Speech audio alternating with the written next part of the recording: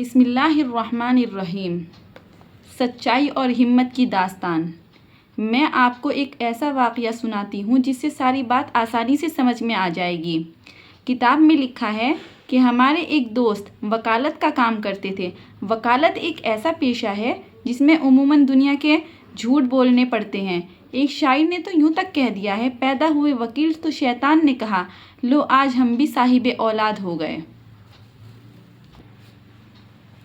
مگر یقین کیجئے کہ انہوں نے وکالت کا کام بھی جاری رکھا اور اپنی زندگی کا رخ بھی بدل لیا۔ ان کی بیوی لیڈی ڈاکٹر تھی۔ جب وکیل صاحب کی اہل اللہ سے نسبت ہوئی تو اللہ نے دل کی حالت بدل دی۔ کہنے لگے کہ میں نے آج کے بعد جھوٹ نہیں بولنا، میرا اللہ مجھے سچ بولنے پر ہی روزی دے گا۔ لوگوں نے کہا کہ آپ کا دماغ تو ٹھیک ہے، سچ بولنے سے وکالت نہیں چلے گی۔ انہوں نے کہا چلے گی یا نہیں چلے گی، مگر سچ ضرور چلے گا۔ اب تو میں نے دل میں فیصلہ کر لیا ہے کہ چنانچہ وکیل ایک دن دفتر آئے اور کہنے لگے، میں نے آج صرف وہی مقدمے لینے ہیں جو سچے ہوں گے۔ لوگوں سے کہہ دیا کہ اگر آپ جھوٹے ہوں تو مجھے ابھی بتا دیں، ورنہ سماعت کے دوران اگر مجھے پتہ چل گیا تو میں آپ کی مخالفت کروں گا، اگر سچ ہوگا تو ڈٹ کر آپ کی حمایت کروں گا۔ لوگوں نے کہا اللہ کی پناہ۔ چنانچہ سب کے سب دوسرے وکیلوں کے پاس چلے گئے۔ وکیل صاحب کا دفتر خالی، سارا دن کوئی کام نہیں آ رہا۔ اسی حالت میں کئی مہینے گزر گئے۔ لوگوں میں چرچا ہونے لگ گیا۔ کسی نے مجنون کہا، کسی نے پاگل کہا، کسی نے بے وقوف کہا، کسی نے کہا مولویوں نے اس کی مت مار دی ہے۔ اچھا خاصا وکیل تھا، انہوں نے بگاڑ کر رکھ دیا ہے۔ وہ اللہ کا بندہ پکا سچا تھا، کہتا تھا کہ مجھے جھوٹ بول کر روزی نہیں لینی، اللہ کی ذات مجھے سچ بولنے پر ہی روزی دے گی۔ 1 سال گزر گیا مگر کوئی کام نہ آیا۔ چونکہ بیوی لیڈی ڈاکٹر تھی، اس کی تنخواہ سے گھر کا خرچہ چلتا رہا۔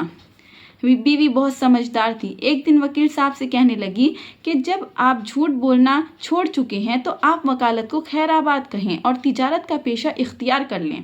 آپ سچ ہی بولیں، اللہ اسی میں برکت دے گا۔ وکیل صاحب نے کہا نہیں، بولنا بھی سچ ہے اور کرنی بھی وکالت ہی ہے۔ بیوی نے کہا اچھی بات ہے، میری دعائیں اور میرا تعاون آپ کے ساتھ ہے، اللہ تعالیٰ آپ کو کامیابی فرمائے۔ وکیل صاحب 1 سال تک گھر سے دفتر آتے اور سارا دن پنکھے کے نیچے بیٹھ کر اخبار پڑھتے تھے اور گھر واپس چلے جاتے۔ ایک دفعہ ججوں کے سامنے تذکرہ ہو گیا کہ فلاں وکیل جھوٹے مقدمے نہیں لیتا، غربت برداشت کر رہا ہے اور کہتا ہے کہ مر جاؤں گا مگر سچ کو نہیں چھوڑ سکتا۔ سب جج صاحبان اس بات پر بڑے متاثر ہوئے۔ وقت کے ساتھ ساتھ ان کی عزت لوگوں کے دلوں میں پیدا ہونا شروع ہو گئی۔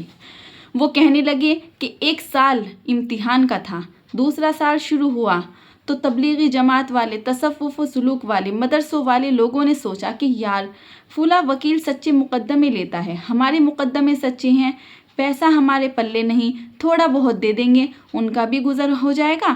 چنانچہ وہ آنا شروع ہو گئے، جو بھی آتا سچا مقدمہ لے کر آتا۔ وکیل صاحب مقدمے کی عدالت میں جاتے اور ان کے حق میں فیصلہ ہو جاتا۔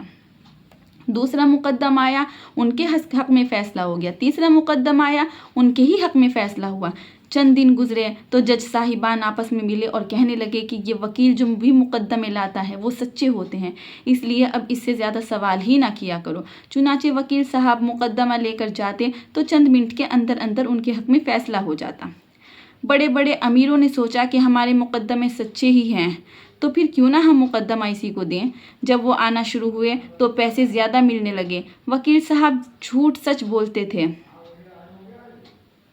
تو 1 مہینے کا 20,000 روپیہ کماتے تھے، اور جب سچ بولنا شروع کیا تو مہینے کے 40,000 روپے کمانے لگے۔ سچ بولنے پر اللہ نے دگنا رزق دے دیا۔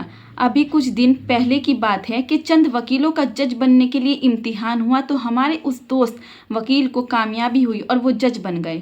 ایک وقت تھا کہ وہی آدمی ایک وکیل کی جگہ کھڑے ہو کر سچ جھوٹ بولتا تھا۔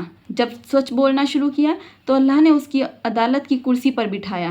پہلے وہ کھڑا سر سر کہہ رہا ہوتا تھا، اب اللہ نے عدالت کی چیئر پر بٹھا دیا، اب وہاں پر بیٹھ کر آرڈر جاری کرتا ہے۔ میرے دوستو، یہ بات ثابت ہو گئی کہ جو سچ بولے گا اللہ تعالیٰ اسے فرش سے اٹھا کر عرش پر بٹھا دیں گے۔